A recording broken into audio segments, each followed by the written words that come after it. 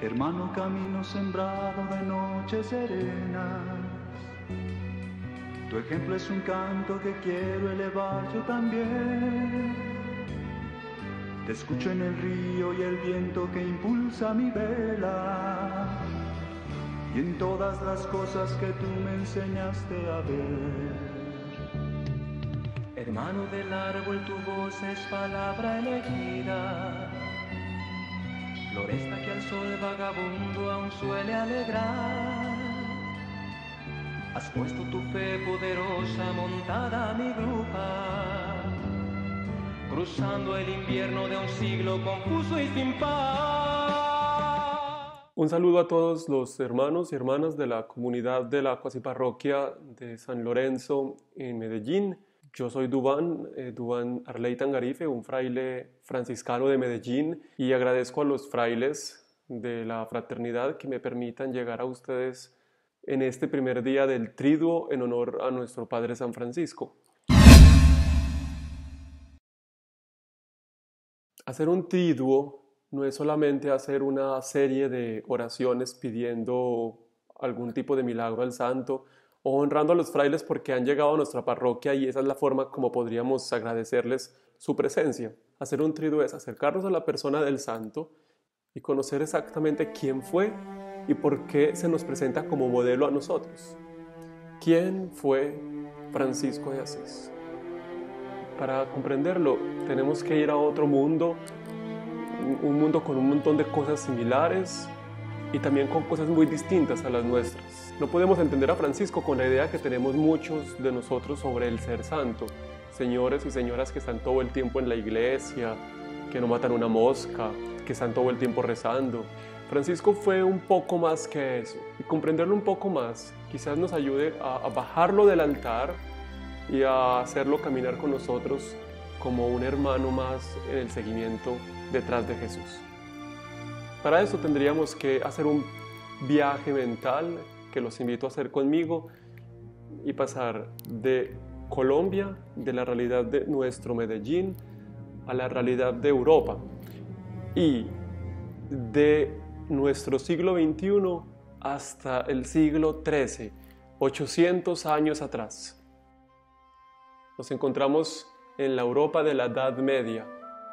Es posible que muchos de nosotros conozcamos bien la palabra feudal, que hace alusión a un sistema que Europa vivió por más de 400 años, un sistema en el que absolutamente nada cambiaba. La vida era siempre la misma, solamente cambiaban las estaciones. Llegaba el invierno, llegaba la primavera, llegaba el verano, llegaba el otoño y eso era todas las noticias. Escuchar en un sistema tan tranquilo, campesino, de trabajo de la tierra, una noticia era algo realmente extraordinario. El mundo era solamente el mundo local, el mundo del lugar donde yo vivía. ¿Qué es exactamente el sistema feudal? Un señor, propietario de las tierras, las posee en nombre de Dios. Él es noble. Las demás personas son o esclavos o siervos libres, pero no poseen tierras. Quien posee las tierras es el señor feudal. Entonces yo, que soy un siervo libre, voy ante el señor feudal y me ofrezco como vasallo. Hago una promesa de vasallaje. Entonces el vasallo está sometido por un juramento al señor feudal, se arrodilla delante de él y promete fidelidad a él. Y hay un acuerdo de vasallaje, un pacto de vasallaje, en el que el señor feudal le permite trabajar la tierra que es suya, y garantiza la seguridad durante el tiempo en el que él sea parte de su vasallaje, mientras que él tiene el derecho a trabajar la tierra, pero tiene que darle el porcentaje que el señor feudal le pida de todo lo que trabaje, además que le jura fidelidad y cada uno de los llamados cuando explota una guerra o cuando es necesario que hace el señor feudal tienen que ser respondidos inmediatamente por sus súbditos. Verticalmente, todos servían al señor feudal. Todos sirviendo a un señor que está por encima de todos. Podría entrar uno en desgracia, pero el nivel de nobleza siempre lo tenía y eso eran privilegios permanentes. Quien nacía noble será noble toda la vida, mientras que quien nacía abajo estaría para siempre abajo y no tendría la posibilidad de salir. Esta fue la realidad de Europa durante unos 400 años, una realidad de conformismo, una realidad de perfecta tranquilidad en un mundo que se creía que Dios había establecido así.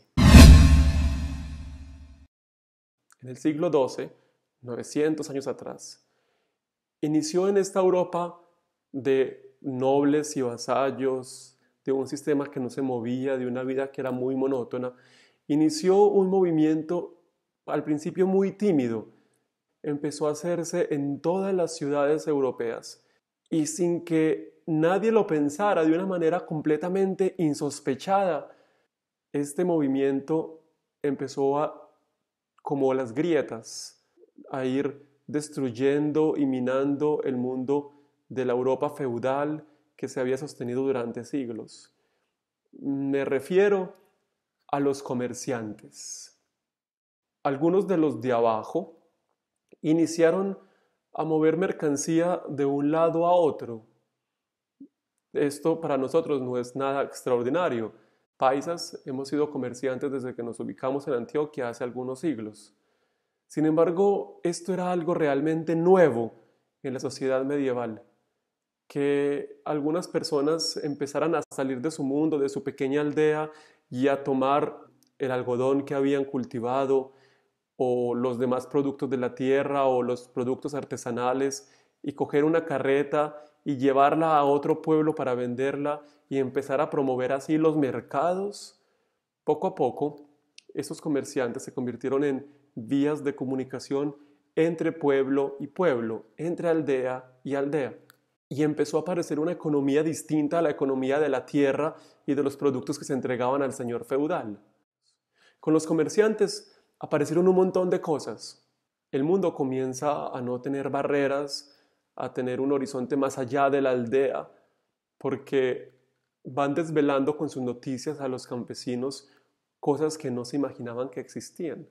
Un poco los que hemos leído 100 años de soledad, recordamos que Macondo, aislada donde estaba, vivía por las noticias que los gitanos traían del otro lado del mundo, un poco como esto, solo que el otro lado del mundo estaba en la próxima aldea que no se conocía y poco a poco la llegada de los comerciantes era algo muy esperado, no solamente por las novedades de lo que traían, sino también por las noticias que traían. También el trueque no es suficiente. Esto de cambiar gallinas por algodón no va a funcionar, de hecho nunca han funcionado perfectamente, entonces se tenía que fortalecer algo que ha existido siempre, pero no de la manera como empezó a existir, la convención para el cambio o el dinero comercial, el asignarle un valor determinado a un pedazo de metal que al principio pues es de oro y que empieza a tener distintas variaciones e incluso documentos firmados que serán los orígenes de nuestros billetes. En fin, inicia el dinero a tomar un valor preponderante en la economía de una sociedad que hasta entonces había tenido solamente la tierra como base económica. Y empezó el proceso de monetizar todo, de darles un valor determinado a cada cosa y que para nosotros hoy es algo absolutamente normal. Transportar dinero de un lado al otro, ayer como hoy, es un acto muy peligroso y entonces inician dos cosas que van a ser fundamentales. La primera idea que surge es cómo proteger el dinero y aparecen quienes pueden ofrecer una garantía de me das el dinero aquí y lo recibes en otra ciudad, precursores de alguna manera de los bancos. Pero también transportar mercancía de una ciudad a otra era peligroso. Tal vez no traías el dinero, pero traías la mercancía. Los ladrones han existido siempre y de manera privilegiada en la Edad Media. Entonces, como se hace también incluso en los caminos nuestros colombianos de noche, cuando hay peligro de atracos o de retenes y esas cosas, es hacer caravanas.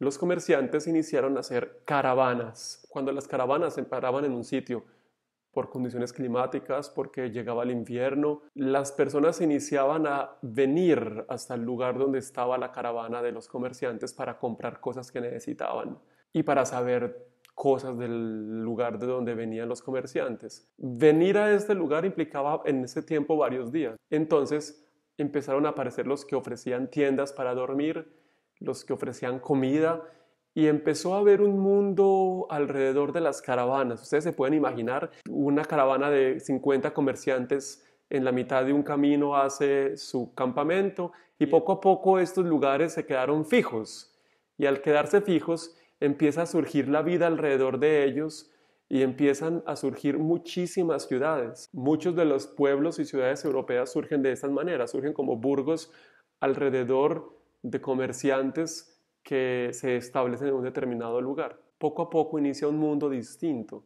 Esto hasta el momento suena muy bien.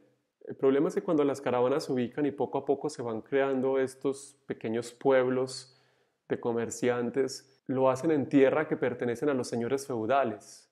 Pues bien, han hecho bastante, ya que han logrado una independencia económica, que sin embargo todavía está sujeta al control de los señores feudales, porque estos lugares donde se empiezan a crear los burgos son lugares que naturalmente pertenecen al señor feudal.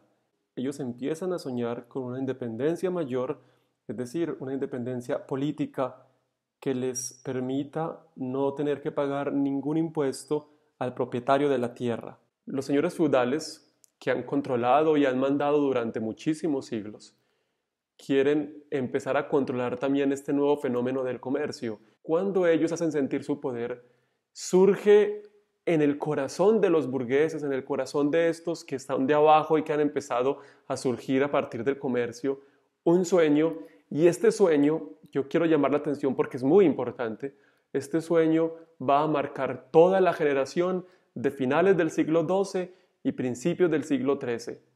Es el sueño de la igualdad, el sueño de la fraternidad, el sueño en el que ya el mundo no sea unos arriba y unos abajo, sino un sueño en el que todos sean iguales. El sueño de vivir la fraternitas, es la palabra latina que se usará y se usará mucho, fraternidad, o de vivir la communitas, comuna, comunidad, donde ya no sean todos para un señor feudal, sino, como lo dirán después los mosqueteros, todos para todos, todos para uno, uno para todos junto a todos. Empieza a desarrollarse el sueño de la mesa redonda. Las nuevas ciudades empiezan a tomar mucha fuerza, las ciudades viejas empiezan a crear un dinamismo como este. Europa pasa de ser una Europa rural a una Europa urbana, una Europa de campos a una Europa de ciudades. Y muchos pobres, como ocurre hoy, movidos por el aire de la ciudad, por el aire de la libertad, dejan sus campos y van a la ciudad. Pero al no lograr encontrar un espacio real en ese nuevo sistema, se agrandan los cordones de pobreza y aumenta el número de mendigos. Francisco de Asís nace en este mundo. Nace en el año 1182. Hijo precisamente de una familia de burgueses, de un señor que es comerciante. Es decir, Francisco no surge de la clase noble, sino que surge de esta clase que no es noble, que son de abajo, pero que se han enriquecido con su trabajo de comerciantes, y surge en el corazón de un mundo que sueña con la fraternidad y con la igualdad, que sueña con un mundo en el que no hayan unos arriba y otros abajo. Por su sangre corren grandes ideales, sueños caballerescos, de grandeza, sueños de un mundo común. Por eso no es extraño que cuando tiene 15 años, en 1197, en una revuelta que estalla aprovechando la ausencia del delegado imperial, luchando junto a los de su clase, junto a los comerciantes y a los otros burgueses, expulsen a los nobles de Asís. Los nobles tuvieron que salir corriendo y se fueron a la ciudad vecina que se llama Perusa.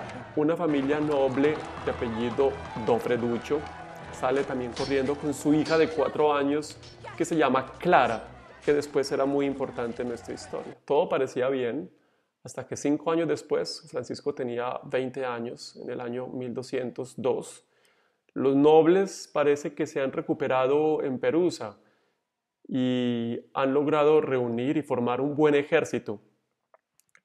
Clara está en Perusa, ha crecido un poco, ya tiene 9 años. Los nobles hacen la guerra contra Asís para recuperar sus casas, para recuperar sus tierras, para recuperar lo que le es propio. Y se realiza la batalla en un lugar que se llama el Puente de San Juan, se conocerá siempre como la batalla de Colestrada.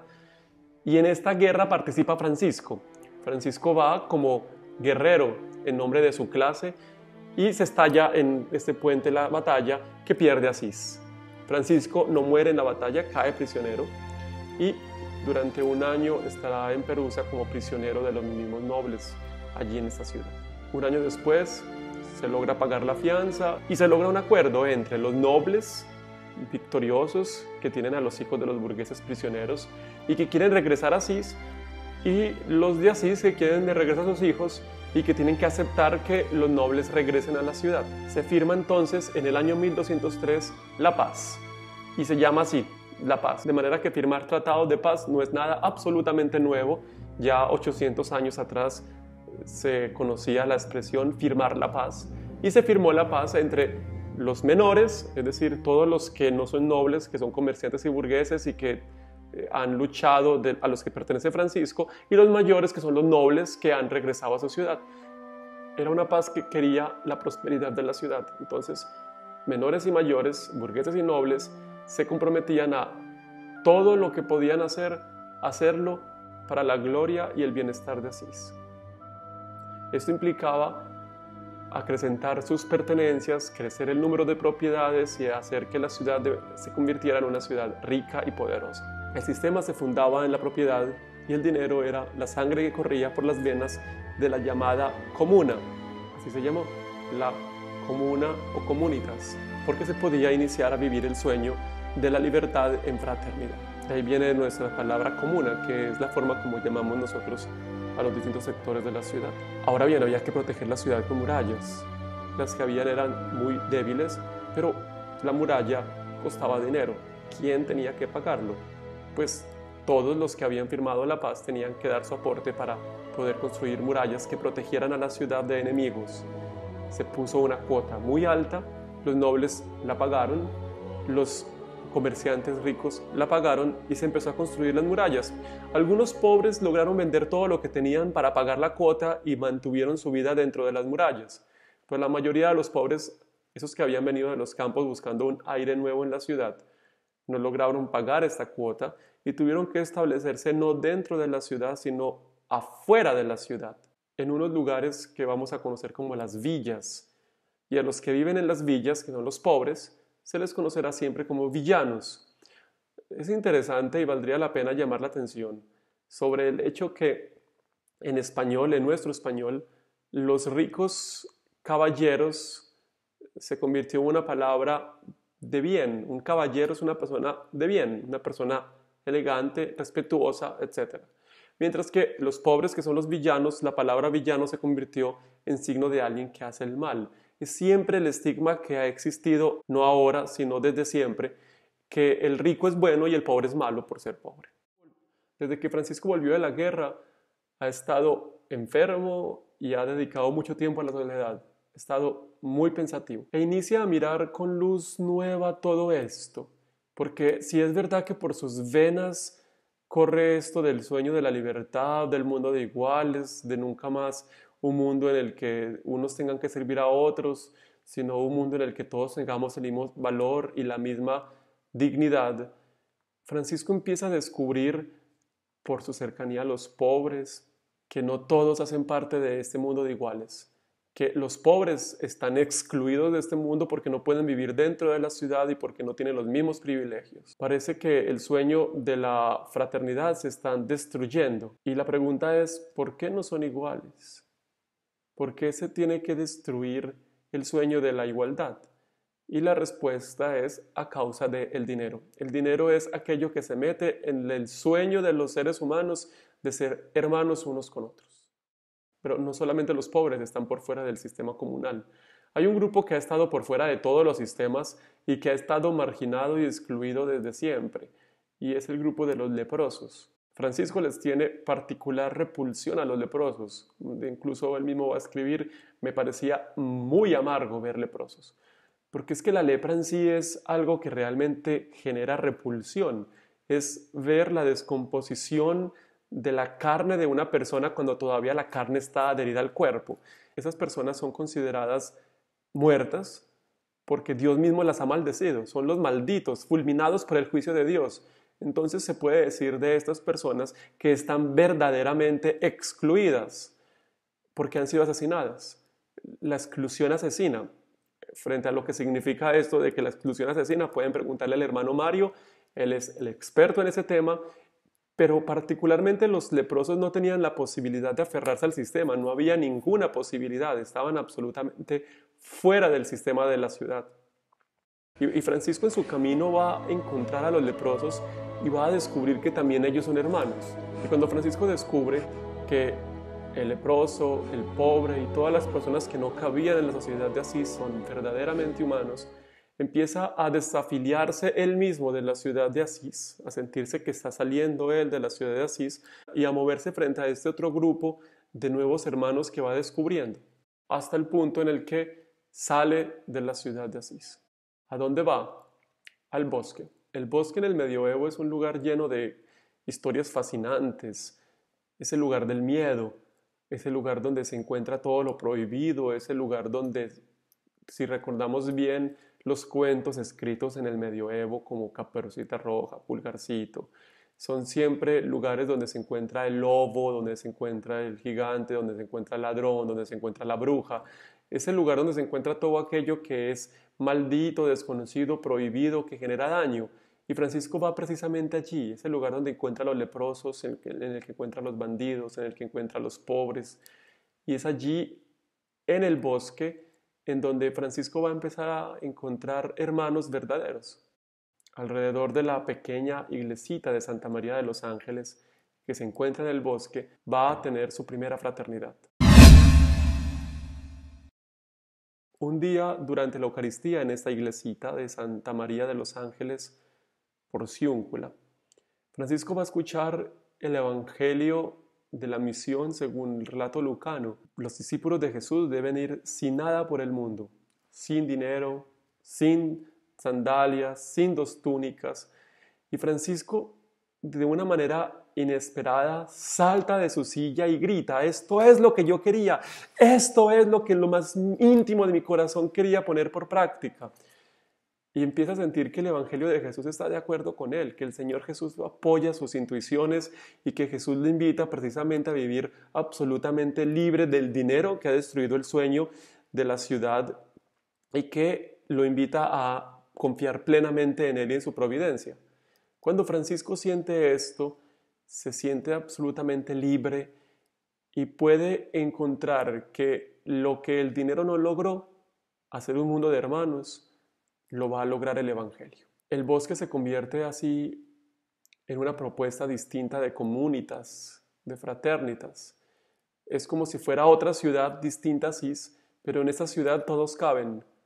En esta ciudad hecha en el bosque, que no tiene una muralla que la proteja. El miedo es la muralla, la gente no quiere ir por miedo.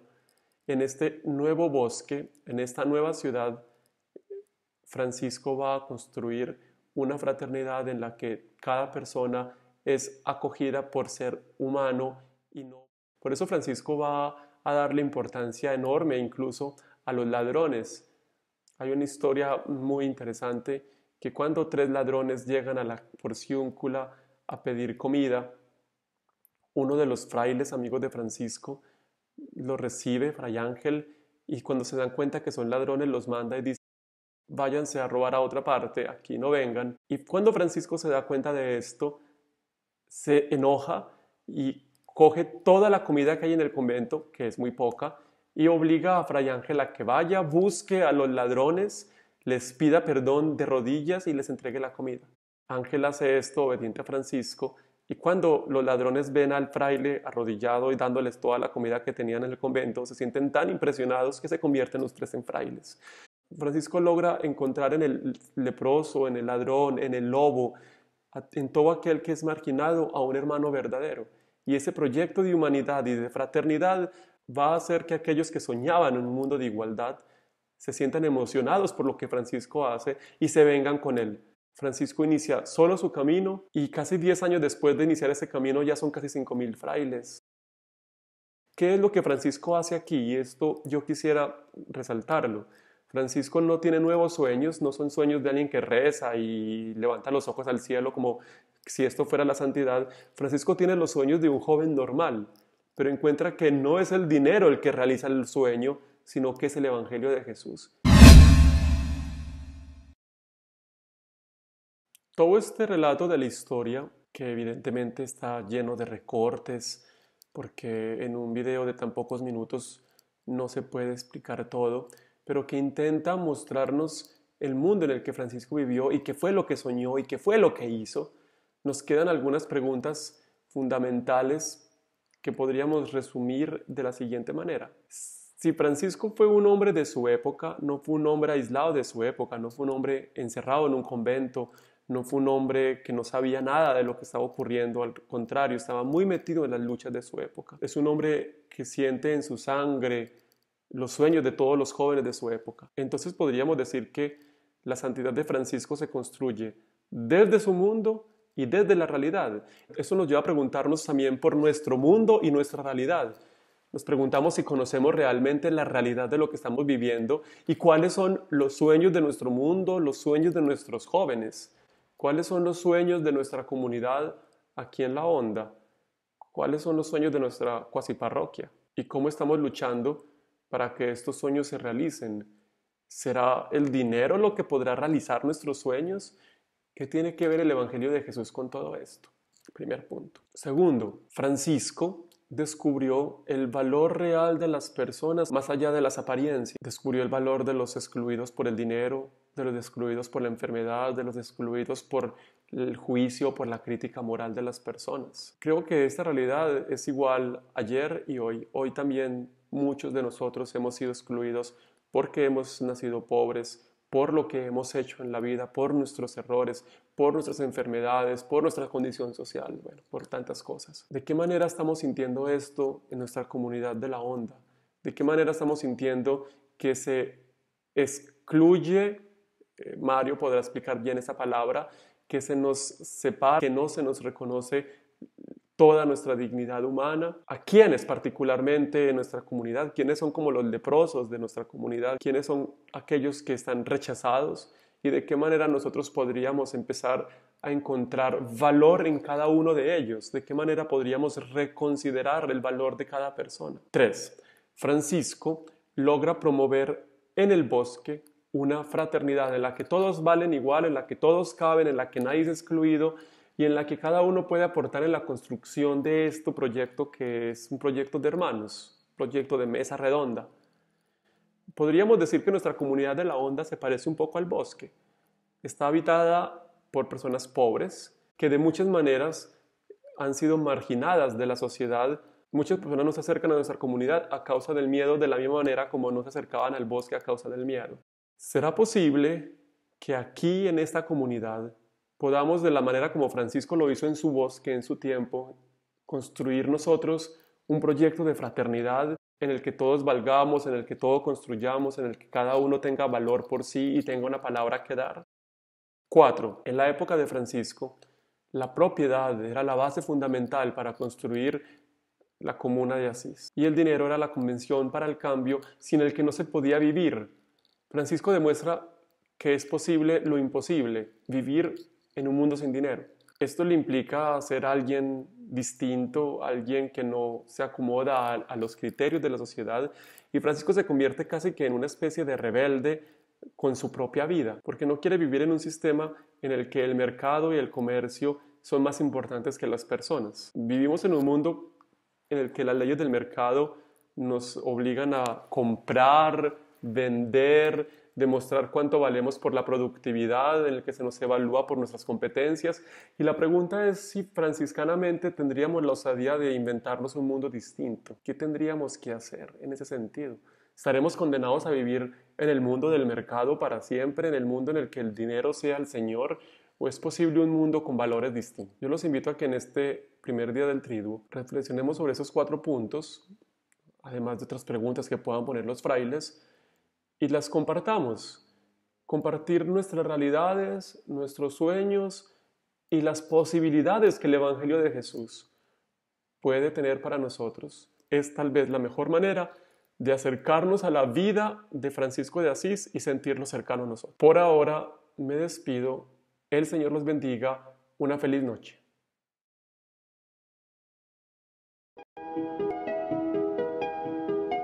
Pies descalzos se ven andar por la vereda, un atuendo humilde sin falsas apariencias. corazón la palabra amor, andando los campos como un ciervo libre, aspiras las flores, silbas una canción, hermano del universo, de la tierra del jilguero, mano del universo, hermano soy.